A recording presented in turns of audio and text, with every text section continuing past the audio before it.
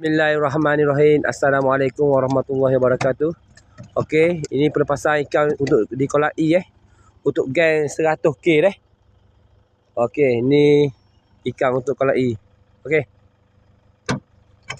Ikan cukup cantik Kolam E. Ini kolam E. Jangan lupa fighter-fighter semua. Untuk geng 29 bulan 4 2026 di kolam Keli Batu Rakit. Bismillahirrahmanirrahim. Assalamualaikum warahmatullahi wabarakatuh.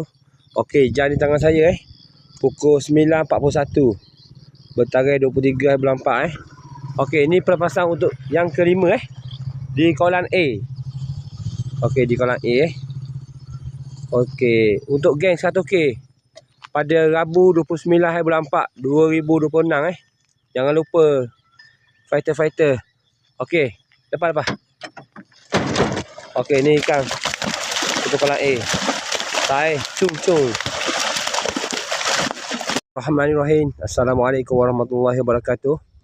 Okey, jam di tangan saya pukul 9.25 untuk pelepasan ikan yang keempat. Kali keempat di kolam Pecah Rotan Batu Rakit. Untuk geng 100k ni pelepasan untuk kolam B. Kolam B Okey, lepas. Okey, jangan lupa fighter-fighter untuk geng 100k bertarikh 29 bulan 4 2026 Bismillahirrahmanirrahim. Okey, ini untuk pelepasan yang kedua di kolam D. Kolam D Okey, untuk geng 100k Okey, lepas. Ni ikan sangat comel ikan. Jangan lupa fighter-fighter untuk geng 100k bertarikh 29 bulan 4 2026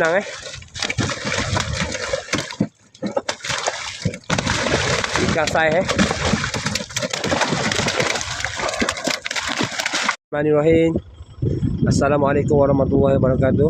Okey, jam di tangan saya pukul 9.13 Okey, pelepasan untuk yang ketiga di kolam C. Okey, di kolam C untuk geng 100k pada 29 hari bulan 4 2026 hari Rabu minggu depan. Okey, untuk geng 100k Okey, ni ikan saiz comel. Cung saya.